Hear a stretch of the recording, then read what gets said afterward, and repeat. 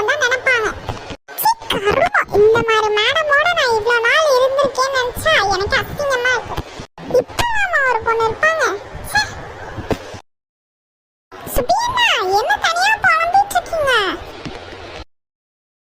Madam madam madam சுபியண்ணா, உங்களுக்கு இவங்க மேடமா?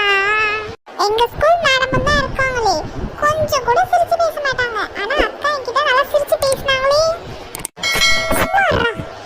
Madam madam Vidyama, இந்த காஃபி. இல்ல ஆண்டி, தேங்க்ஸ் ஆண்டி, வேண்டாம். அட என்னம்மா இவ்வளவு தூரம் வந்துட்டு காஃபி குடிக்காம போனா நான் கோச்சிப்பேன். சாரி